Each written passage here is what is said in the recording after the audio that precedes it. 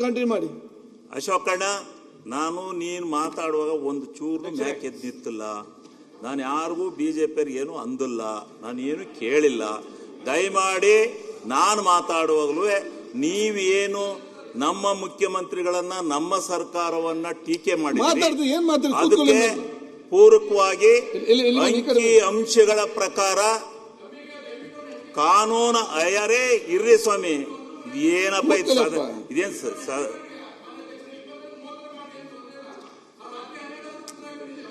ನೀವು calling address ಈ ಮಾಡ್ತಾ ಇದ್ದೀವಿ. ದಯಮಾಡಿ ಯಾರು ಮಧ್ಯೆ ಡಿಸ್ಟರ್ಬೆನ್ಸ್ ಮಾಡಬೇಡಿ. ನಾನು ಏನಾದರೂ ತಪ್ಪು ಮಾತನ್ನ ಹೇಳಿ ಸದನಕ್ಕೆ ಏನಾದರೂ ಮಿಸ್ಲೀಡ್ ಮಾಡಿದ್ರೆ ತದನಂತರ ನನ್ನ ಮೇಲೆ ಏನು ಬೇಕಾದ್ರೂ ಶಿಸ್ತು ಕ್ರಮ ಜರುಗಿಸಿ. ನಾನು ಬೇಡ ಅಂತ ಹೇಳೋದಿಲ್ಲ. ಸುಮ್ಮನೆ ಮಾತಾಡುವಾಗ ನೀವೇನೋ ಅನ್ನೋದು ನಾನೇನೋ ಅನ್ನೋದು ಅದು ಬೇರೆ ಕಡೆ ಹೋಗೋದು ಅದು ಬೇಡ. ದಯಮಾಡಿ ನನಗೆ ಅವಕಾಶ ಕೊಟ್ಟಿದ್ದಕ್ಕೆ ಅಧ್ಯಕ್ಷರಿಗೆ ಧನ್ಯವಾದಗಳನ್ನು ಸಮರ್ಪಣೆ ಮಾಡಿ. ಒಂದ್ ಸೆಕೆಂಡ್. ಈಗ ನಾನು ಕೂಡ ಎಲ್ಲ ಸದರ್ಗೆ ಹೇಳಿಷ್ಟೇ ನೋಡಿ, ಬಜೆಟ್ನಲ್ಲಿ ಡಿಸ್ಕಷನ್ ಮಾಡೋ ಆಡಳಿತ ಬಗ್ಗೆ ಅದು ಒಬ್ಬರೊಬ್ಬರ ಆರೋಪ ಮಾಡ್ತಾರಂತಲ್ಲ. ನಾವು ಕೂತ್ಕೊಂಡು ಕೇಳಿ ಅದ್ರ ಬಹಳಷ್ಟು ನಾಲೆಜ್ ಬರ್ತದೆ, ನಿಮ್ಮ ಲೀಡರ್ಶಿಪ್ ಬೆಳೀತದೆ ಆಗ ಎರಡು ಕಡೆಯಿಂದಲೂ ಕೂಡ. ಆದಾಗ ಅವನು ಹೇಳಿದ ತಕ್ಷಣ ಅದು ನೆಗೆಟಿವ್ ಆಗಿ ತಗೊಳ್ಳೋದು ಅಂತಲ್ಲ. ಕೂತ್ಕೊಂಡು ನೆಕ್ಸ್ಟ್ ನೀವು ಚರ್ಚೆ ಮಾಡೋದು ಅವಕಾಶ ಮಾಡಿ ಆಗ ಎರಡು ಕಡೆಯಿಂದಲೂ ಕೂಡ. ಸೊ ಈ ಡಿಸ್ಕಷನ್ ಒಬ್ಬರೊಬ್ಬ ಆರೋಪ ಮಾಡೋ ಡಿಸ್ಕಷನ್ ಒಬ್ಬರೊಬ್ಬರ ತಿಳುವಳಿಕೆಯನ್ನು ಜಾಸ್ತಿ ಮಾಡಿಕೊಳ್ಳುವಂತ ಅವಕಾಶ. ಓಕೆ ಶಿವಲಿಂಗ ಅವ್ರ ಎಲ್ಲ ಡಿಮಾಂಡ್ ಇದೆ, ನನ್ನ ನೋಡೇ ನೀವು ಮಾತಾಡ್ಬೇಕಂತೆ. ಅಲ್ಲ, ನಾನು ನಿಮ್ಮನ್ನೇ ನೋಡಿ ಮಾತಾಡ್ತೀನಿ, ಆ ಕಡೆ ತಿರುಗು ನೋಡಲ್ಲ. ನಿಮ್ಮನ್ನೇ ನೋಡಿ ಮಾತಾಡ್ತೀನಿ, ನಾನು ಆ ಕಡೆಗೆ ನೋಡಲ್ಲ. ಅವರು ಏನಾರು ಅಂದ್ರೆ ತಿರುಗ್ತೀವಿ ಅಷ್ಟೇ, ಅಲ್ದಾರೆ ಯಾಕೆ ತಿರುಗಬೇಕು? ಇಲ್ಲ ಸಾಕಾಯ್ತು, ಕಳೆದ ನೋಡಿ ಸಾಕಾಯ್ತೆ, ನಿಮ್ ಕಡೆ ತಿರ್ಗಲ್ಲ. ಶಿವಲಿಂಗ ಕಣ್ಣು ಮಾತ್ರ, ಕಿವಿ ಕೂಡ ಬಂದ್ ಮಾಡಿದ್ರೆ ಆಯ್ತು. ಈ ಕಡೆ ಬನ್ನಿ. ಕರೆಕ್ಟ್. ಸನ್ಮಾನ್ಯ ಅಧ್ಯಕ್ಷರೇ, ಮಾತಾಡಿ ಬರ್ರಿ. ನಮ್ಮ ಘನವತ್ತ ಮುಖ್ಯಮಂತ್ರಿಗಳು 26-27ನೇ ಸಾಲಿನ ಈ ರಾಜ್ಯದ ಆಯವ್ಯಯವನ್ನು ಮಂಡನೆ ಮಾಡಿದ್ದಾರೆ. 4,48,004 ಕೋಟಿ ರೂಪಾಯಿನ ಆಯವ್ಯಯವನ್ನು ಮಂಡನೆ ಮಾಡಿದ್ದಾರೆ. ನಾವು ಯಾವುದೇ ಒಂದು ಬಜೆಟ್ ಮಂಡನೆ ಮಾಡಿದಾಗ ಯಾವ್ಯಾವ ಮೂಲದಿಂದ ಹಣವನ್ನು ಕ್ರೋಢೀಕರಣ ಮಾಡಿದ್ದಾರೆ, ಸಂಪನ್ಮೂಲವನ್ನು ತಂದಿದ್ದಾರೆ, ಕೇಂದ್ರದಿಂದ ಬಂದಿದೆಯೋ, ರಾಜ್ಯದಿಂದ ಬಂದಿದೆಯೋ, ಕಾರ್ಪೊರೇಟ್ ಸಂಸ್ಥೆಗಳಿಂದ ಬಂದಿದೆಯೋ, ಇವೆಲ್ಲವನ್ನ ಈ ನಾಡಿನ ಈ ರಾಜ್ಯದ ಜನತೆಗೆ ತಿಳಿಸ್ತಕ್ಕಂಥದ್ದು ನಮ್ಮ ಕರ್ತವ್ಯ. ಅದಕ್ಕೋಸ್ಕರ ನಾನು ಈ ಸಂದರ್ಭದಲ್ಲಿ ನಮ್ಮ ರಾಜ್ಯದ ಒಟ್ಟಾರೆ ತೆರಿಗೆಯ ಹಣದಿಂದ 2,20,000 ಕೋಟಿಯನ್ನ ಸಂಗ್ರಹಣೆ ಮಾಡ್ತೀವಿ ಅಂತಕ್ಕಂಥದ್ದನ್ನ ಈ ಸದನಕ್ಕೆ ಭರವಸೆಯನ್ನು ಕೊಟ್ಟಿದ್ದಾರೆ. ಅದರ ಮುಂದೆ ಬರ್ತೀನಿ. ಆ ಮುಂದೆ ಬಂದು ಈಗ ಕೇಂದ್ರದಿಂದ ಬರ್ತಕ್ಕಂಥ ತೆರಿಗೆ ಪಾಲು, ಆ ಕೇಂದ್ರದಿಂದ ಬರ್ತಕ್ಕಂಥ ತೆರಿಗೆ ಪಾಲಿನಲ್ಲಿ 63,000 ಕೋಟಿ ರೂಪಾಯಿ ಬರುತ್ತೆ ಅಂತಕ್ಕಂಥದ್ದನ್ನ ಅಂದಾಜು ಮಾಡಿದ್ದಾರೆ. ಮತ್ತು ಕೇಂದ್ರದ ಅನುದಾನಗಳು, ಸೆಂಟ್ರಲಿ ಸ್ಪಾನ್ಸರ್ ಸ್ಕೀಮ್ಸ್, ಅವುಗಳ ಮೂಲದಿಂದ 16,000 ಕೋಟಿ ಬರುತ್ತೆ ಅಂತಕ್ಕಂಥ ಮಾತನ್ನ ಪ್ರಸ್ತಾಪ ಮಾಡಿದ್ದಾರೆ. ಮತ್ತು ಸಾಲದ ಮೂಲದಿಂದ ಕಾನೂನಾತ್ಮಕವಾಗಿ ಫಿಸ್ಕಲ್ ರೆಸ್ಪಾನ್ಸಿಬಿಲಿಟಿ ಆಕ್ಟ್ ಪ್ರಕಾರ ಏನನ್ನ ಸ್ವೀಕಾರ ಮಾಡಬೇಕು, ಹೇಳಬೇಕು, ಅದನ್ನ ಪರ್ಫೆಕ್ಟ್ ಆಗಿ ಸಮರ್ಥನೆಯ ರೀತಿಯಲ್ಲಿ ಸಮರ್ಥನೆಯನ್ನು ಕೊಟ್ಟು 1,32,000 ಕೋಟಿ ರೂಪಾಯಿನ ಸಾಲವನ್ನು ವಿಶ್ಲೇಷಣೆ ಮಾಡಿದ್ದಾರೆ. ಇದರಲ್ಲಿ ಮೊದಲು ನಾವು ಒಂದು ಬಜೆಟ್ ಅನ್ನ ತೂಕ ಮಾಡಿ ನೋಡಿದಾಗ ರೆವಿನ್ಯೂ ಡಿಫಿಸಿಯೇಟ್ ಬಂದಿದೆ. ಅವರು ಮಂಡಿಸಿದಾಗೆಲ್ಲ ನಾನು ಈ ಸದನದಲ್ಲಿ ಅವರ ಬಜೆಟ್ನ 14-15 ಬಜೆಟ್ 16 ಬಜೆಟ್ ನೋಡಿದ್ದೇನೆ, 17ನೇ ಬಜೆಟ್ ನೋಡಿದ್ದೇನೆ. ಆ ಸಂದರ್ಭದಲ್ಲಿ ಸರ್ಫೇಸ್ ಬಜೆಟ್ ಅನ್ನ ಮಂಡನೆ ಮಾಡ್ತಾ ಇದ್ರು. ಕಳೆದ ಸಾಲಿನಿಂದ ರೆವಿನ್ಯೂ ಡಿಫಿಸಿಯೇಟ್ ಬಂದಿದೆ. ರೆವಿನ್ಯೂ ಡಿಫಿಸಿಯೇಟ್ ಬರಲಿಕ್ಕೆ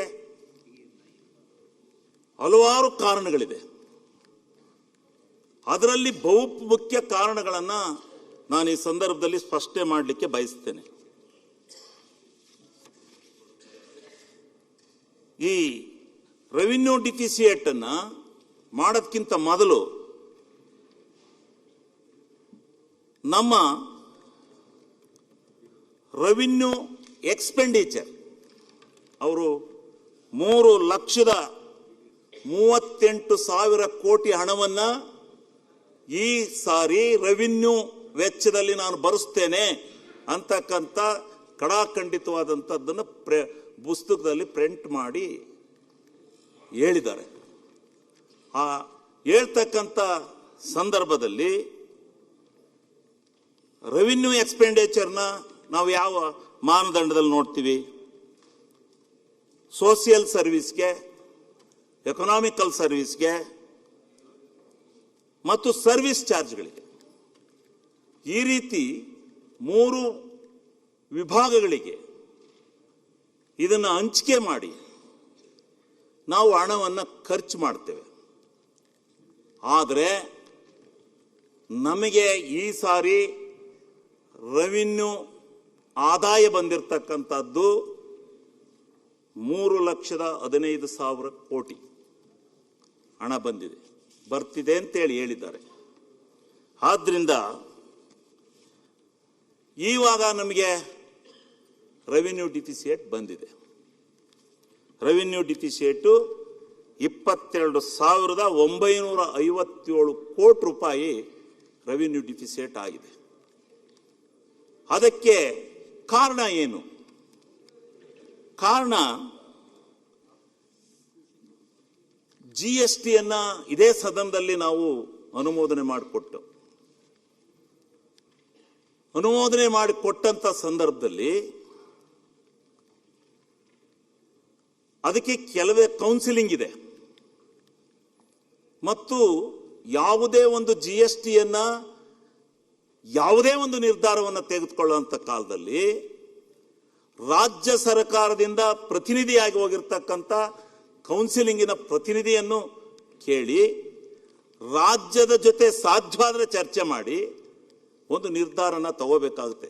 GST ತಂದು ಜಾರಿಗೆ ಕೊಟ್ಟಂತ ಸಂದರ್ಭದಲ್ಲಿ ಈ ರಾಜ್ಯದಲ್ಲಿ ಬಹಳ ಮುಖ್ಯವಾಗಿ ಚರ್ಚೆ ಆಗಿದೆ, ಎಲ್ಲ ತಜ್ಞರಿಂದ ಚರ್ಚೆ ಆಗಿದೆ. ಯಾಕೆಂದ್ರೆ ಈ ರಾಜ್ಯದಲ್ಲಿ ಬರ್ತಕ್ಕಂಥ ಆದಾಯದಲ್ಲಿ ಒನ್ ನೇಷನ್ ಒನ್ ಟ್ಯಾಕ್ಸ್ ಅಂತ ಹೇಳಿ GSTಯಲ್ಲಿ ಬರ್ತಕ್ಕಂಥ ಹಣವನ್ನು 9% ನಾವು ಡಿವೈಡ್ ಮಾಡಿಕೊಂಡು ನಮ್ಮ ಸದನದಿಂದಲೇ ಅನುಮತಿಯನ್ನು ಕೊಟ್ಟು ನಾವು GSTಯನ್ನ ಜಾರಿಗೆ ತಂದಿದ್ದೇವೆ. ತಂದಂಥ ಸಂದರ್ಭದಲ್ಲಿ ಇವತ್ತು ಬಹು ಪ್ರಮುಖವಾಗಿ ಕಳೆದ ಸಾರಿ GSTಯನ್ನ ಕಳೆದ ವರ್ಷ ಮಧ್ಯಂತರದಲ್ಲಿ ಪರಿಷ್ಕರಣೆ ಮಾಡ್ತೀವಿ ಅಂದ್ರೆ ಕಾನೂನಾತ್ಮಕವಾಗಿ ನಾವು GSTಯನ್ನ ಕೆಲವೊಂದು ಗೂಡ್ಸ್ ಮೇಲೆ ನಾವು ಕಡಿಮೆ ಮಾಡ್ತೀವಿ ಅಂತಕ್ಕಂಥ ಕಾನೂನನ್ನು ಹೊರಗೆಡವಿದಂತ ಸಂದರ್ಭದಿಂದ ನಮಗೆ ನಾವು ಏನು 2,08,000 ಕೋಟಿ ಕಳೆದ ಬಜೆಟ್ನಲ್ಲಿ ನಮಗೆ ರೆವಿನ್ಯೂ ಆದಾಯ ಬರುತ್ತೆ ಅಂತೇಳಿ ನಿರೀಕ್ಷಣೆ ಮಾಡಿದ್ದೋ, ಆವಾಗ ನಮಗೆ ಇದು ಈಗಿನ ಮಾರ್ಚಿನವರೆಗೂ ಸೇರಿಸಿ 1,93,000 ಕೋಟಿ ಮಾತ್ರ ಆದಾಯ ಬರುತ್ತೆ ಅಂತಕ್ಕಂಥದ್ದನ್ನ ಸದನದಲ್ಲಿ ಪ್ರಸ್ತಾಪ ಆಗಿದೆ. ಅಲ್ಲಿಗೆ ಎಷ್ಟು ಕೋಟಿ ಹೋಯ್ತು? 15 ಕೋಟಿ ಹೋಯ್ತು. 15,000 ಕೋಟಿ ಹೋಯ್ತು. ಅದು ಹೋದ್ಮೇಲೆ ಇನ್ನೊಂದು ರಾಜ್ಯದ ಕೇಂದ್ರದ ತೆರಿಗೆ ಬಾಬತ್ತು 51,877 ಕೋಟಿ ಕೊಡ್ತೀವಿ ಅಂತೇಳಿ ಪ್ರಾಮಿಸ್ ಮಾಡಿದ್ರು. ಆದರೆ ಅಲ್ಲೂ 1,000 ಕೋಟಿನ ಕೋತಾ ಮಾಡಿಸಿರು. ಅದು 1,000 ಕೋಟಿ ಕೋತಾ ಆಯಿತು. ಅದಾದ್ಮೇಲೆ ನಮಗೆ ಬರ್ತಕ್ಕಂಥದ್ದು ಅನುದಾನಗಳು. ಸೆಂಟ್ರಲಿ ಸ್ಪಾನ್ಸರ್ ಸ್ಕೀಮ್ ನಮ್ಗಿಷ್ಟ ಇದೆಯೋ ಇಲ್ವೋ, ಕೇಂದ್ರ ಸರ್ಕಾರ ಸ್ಕೀಮ್ಗಳನ್ನು ತತ್ತಾರೆ. ಆ ಸ್ಕೀಮ್ಗಳನ್ನು ತಂದ ಮೇಲೆ ನಾವು ಈ ಒಕ್ಕೂಟ ವ್ಯವಸ್ಥೆನಲ್ಲಿ ಅದಕ್ಕೆ ಭಾಗಿಗಳಾಗಬೇಕು ಅನ್ನೋ ರೀತಿಯಲ್ಲಿ ಈ ವ್ಯವಸ್ಥೆಯನ್ನು ಜಾರಿಗೆ ತರ್ತಾರೆ. ಅದರಲ್ಲಿ ನಾನು ಈ ಸದನದಲ್ಲಿ 3 ಸಾರಿಯಿಂದ ನೋಡ್ತಾ ಇದ್ದೀನಿ, 16,000 ಕೋಟಿ ಮೇಲೆ 1 ರೂಪಾಯಿನೂ ಹೆಚ್ಚಿಲ್ಲ. 1 ರೂಪಾಯಿನೂ ಹೆಚ್ಚಿಲ್ಲ. ಇದನ್ನು ಅರ್ಥ ಮಾಡ್ಕೋಬೇಕು ಸನ್ಮಾನ್ಯ ಅಧ್ಯಕ್ಷರೇ. 1 ರೂಪಾಯಿನೂ ಹೆಚ್ಚಿಲ್ಲ. ಇದರಿಂದಲೂ ನಾವು ರೆವಿನ್ಯೂ ಡಿಫಿಸಿಟ್ಗೆ ಹೋಗ್ಬೇಕಾದಂತ ಪ್ರಮೇಯ ಬಂದಿದೆ. ಅದಾದ ಮೇಲೆ ಸೆಂಟ್ರಲಿ ಸ್ಪಾನ್ಸರ್ ಸ್ಕೀಮ್ನ ಏನ್ ಕೊಡ್ತಾರೆ, ಆ ಸೆಂಟ್ರಲಿ ಸ್ಪಾನ್ಸರ್ ಸ್ಕೀಮ್ ಅನ್ನು ಕೊಡ್ತಕ್ಕಂಥ ಸಂದರ್ಭದಲ್ಲಿ ಜಲ್ ಜೀವನ್ ಮಿಷನ್ ಅಂತಕ್ಕಂಥ ಒಂದು ಕೇಂದ್ರ ಮತ್ತು ನಮ್ಮಗಳ ಮಧ್ಯದಲ್ಲಿ ಒಪ್ಪಂದ ಆಗಿದೆ, ಇಲ್ಲ ಅಂತ ನಾನು ಹೇಳೋದಿಲ್ಲ. ಒಪ್ಪಂದ ಆಗಿದೆ. ಒಪ್ಪಂದ ಆಗಿ ಆ ಸ್ಕೀಮನ್ನ ನಿರ್ಧಾರ ಮಾಡಿ 64,488 ಕೋಟಿ ರೂಪಾಯಿನ ಕ್ರಿಯಾ ಯೋಜನೆಯನ್ನ ಅನುಮೋದಿಸಿದ್ದೇವೆ. ಅನುಮೋದಿಸಿ 30,888 ಕೋಟಿ ಅವರು ಕೇಂದ್ರ ಸರ್ಕಾರ ಕೊಡಬೇಕು, ರಾಜ್ಯ ಸರ್ಕಾರ 38,600 ಕೋಟಿಯನ್ನು ಕೊಡಬೇಕು ಅಂತ ನಿಘಂಟಾಗಿದೆ. ನಿಘಂಟಾಗಿ ಕಾರ್ಯಕ್ರಮ ಚಾಲೂ ಆದಮೇಲೆ ಇವತ್ತಿನವರೆಗೆ ಅವರ 30,000 ಕೋಟಿಗೆ 31,000 ಕೋಟಿಗೆ ಅವರು ಕೊಟ್ಟಿರ್ತಕ್ಕಂಥದ್ದು ಬರೀ 11,000 ಕೋಟಿ. ನಮ್ಮ ರಾಜ್ಯ ಸರ್ಕಾರ ಇವತ್ತು 28ರಿಂದ 30,000 ಕೋಟಿ ಹಣ ಖರ್ಚು ಮಾಡಿದೆ. ಹೆಚ್ಚುವರಿಯಾಗಿ ನಾವು ಹಣ ಖರ್ಚು ಮಾಡಿದ್ವಿ. ಬೇರೆ ಮೂಲದ ಹಣವನ್ನ ರಾಜ್ಯದಲ್ಲಿ ಸಮಾಗಮ ಮಾಡಿಕೊಂಡು ಇವತ್ತು ಆ ಒಂದು ಯೋಜನೆಯನ್ನು ಜಾರಿಗೊಳಿಸಬೇಕು ಅಂತಕ್ಕಂಥ ನಿರ್ಧಾರ ಮಾಡಿ ಇವತ್ತು ಮಾಡಿದ್ದಾರೆ. ಅದನ್ನ ಕೊಡಲಿಲ್ಲ, ಇವತ್ತಿನವರೆಗೂ ಕೊಡ್ತಾ ಇಲ್ಲ. ಯಾತಕ್ಕೆ ಬೇಕು ಸೆಂಟ್ರಲಿ ಸ್ಪಾನ್ಸರ್ ಸ್ಕೀಮ್? ಈಗ ನಮ್ಮ ಹಣ ಅಲ್ಲಿ ಇಳಿದಿದೆ. ಇಲ್ಲಿ ನಮ್ಮೆಲ್ಲ ಶಾಸಕರು ನಮ್ಮ ಆಡಳಿತ ಪಕ್ಷತಾರೆ, ನಮಗೆ ಗ್ರಾಂಟ್ ಇಲ್ಲ, ನಮಗೆ ದುಡ್ಡಿಲ್ಲ, ಕೊಡಿ, ನಮಗೆ ಕೆಲಸ ಕೊಡಿ ಅಂತಾರೆ. ಕೊಡಿ 19,000 ಕೋಟಿನ. ಅದರಲ್ಲಿ ಮುಖ್ಯಮಂತ್ರಿಗಳ ಹತ್ರ ಹೋಗಿ ಕೈ ಮುಗಿದು ಒಂದು 5,000 10,000 ಕೋಟಿ ಕೊಡಿ ಸ್ವಾಮಿ ನಮ್ಗೆಲ್ಲ MLAಗಳಿಗೆ ಅಂತೇಳಿ ಕೇಳೋಣ, ಕೈ ಮುಗಿದು ಕೇಳೋಣ. ಇದು ಆಗಿರ್ತಕ್ಕಂಥ ಒಂದು ವ್ಯತ್ಯಾಸ. ನಮ್ಮ ಇದರಿಂದಲೂ ಕೂಡ ನಾವು ರೆವಿನ್ಯೂ ಡಿಫಿಸಿಟ್ಗೆ ಹೋಗಬೇಕಾದಂಥ ಪ್ರಮೇಯ ಬಂದಿದೆ ಸನ್ಮಾನ್ಯ ಅಧ್ಯಕ್ಷರೇ. ಆಮೇಲೆ ಅಂಗನವಾಡಿಗಳು ನಡೆಸ್ತಕ್ಕಂಥದ್ದು ನಮ್ಮ ಮತ್ತು ಕೇಂದ್ರ ಸರ್ಕಾರದ ಮಧ್ಯೆ ಆಗಿರ್ತಕ್ಕಂಥ ಒಂದು ಒಪ್ಪಂದ. ನಾನು ಯಾರನ್ನು ಟೀಕೆ ಮಾಡೋಕ್ಕೋಸ್ಕರ ಹೇಳೋದಿಲ್ಲ. ಇವೆಲ್ಲ ಹೇಳಕ್ ಹೋದ್ರೆ ಇನ್ನೂ ಬಹಳ ಆಗ್ತವೆ. ಅಂಗನವಾಡಿ ಸ್ಕೀಮ್ನಲ್ಲೂ 60-40 ಅವ್ರದ್ದು ಕೇಂದ್ರ ಸರ್ಕಾರ 60 ಕೊಡಬೇಕು, ನಮ್ಮ ರಾಜ್ಯ ಸರ್ಕಾರನೇ 40 ಕೊಡಬೇಕು ಅಂತೇಳಿ ತೀರ್ಮಾನ ಮಾಡಿ ಸ್ಕೀಮನ್ನು ಇಂಟ್ರೊಡ್ಯೂಸ್ ಮಾಡಿದ್ದಾರೆ. ಸ್ಕೀಮನ್ನು ಇಂಟ್ರೊಡ್ಯೂಸ್ ಮಾಡಿ ಟೀಚರ್ಸ್ಗಳಿಗೆ ಅವರು 2,700 ರೂಪಾಯಿ ಸಂಬಳ ಕೊಡ್ತಾರೆ. ಅದು 22% ಆಯ್ತು. ಅವ್ರು ಕೊಡ್ತಾ ಇರೋದು, ಕೊಡ್ತೀವಿ ಅಂದಿರೋದು 60%. ಆದರೆ ನಮ್ಮ ಸರ್ಕಾರ, ನಮ್ಮ ಈ ರಾಜ್ಯ ಸರ್ಕಾರ 9,300 ರೂಪಾಯಿನ ಟೀಚರ್ಸ್ಗಳಿಗೆ, ಅಂಗನವಾಡಿ ಟೀಚರ್ಸ್ಗಳಿಗೆ ಕೊಡ್ತಾ ಇದ್ದಾರೆ. ಇದರಿಂದ 78% ನಾವು ಕೊಡ್ತೀವಿ.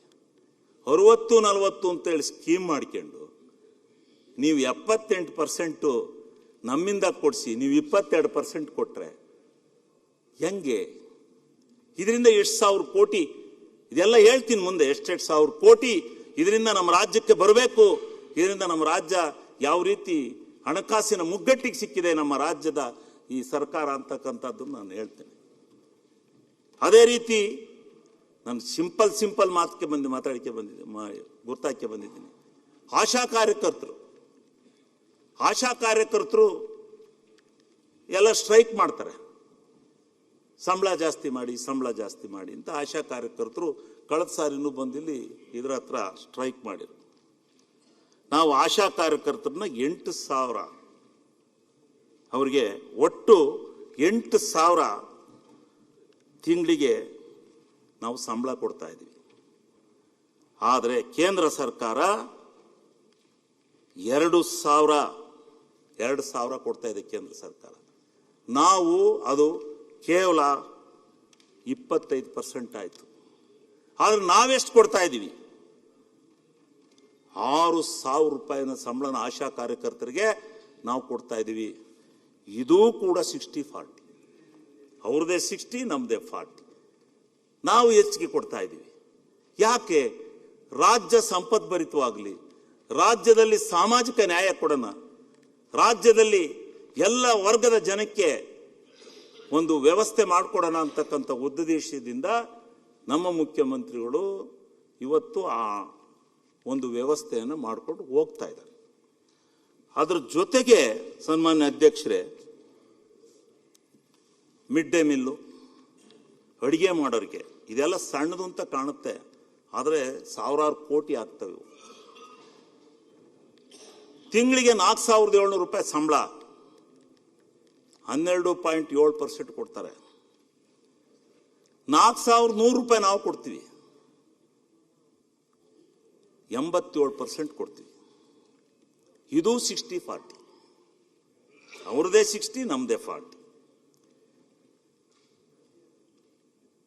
ಕೇಂದ್ರ ಇದಕ್ಕೆ 3,08,489 ಜನ ಇಲ್ಲಿ ಕೆಲಸ ಮಾಡ್ತಾ ಇದ್ದಾರೆ. ರಾಜ್ಯದ ಪಾಲಾದ 2,89,000 ರೂಪಾಯಿ ಕೊಡೋದ್ರ ಜೊತೆಗೆ 1,917 ಕೋಟಿನ ಹೆಚ್ಚುವರಿಯಾಗಿ ಕೊಡ್ತಾ ಇದೆ. ಇದು ಸೆಂಟ್ರಲ್ಲಿ ಸ್ಪಾನ್ಸರ್ ಸ್ಕೀಮ್ಗಳು. ಇದು ಯಾರಿಗೂ ಗೊತ್ತಾಗೋದಿಲ್ಲ. ನಮ್ಗೆ ಏನಾಗುತ್ತೆ, ಪ್ರತಿಯೊಂದು ಸಾರಿನೂ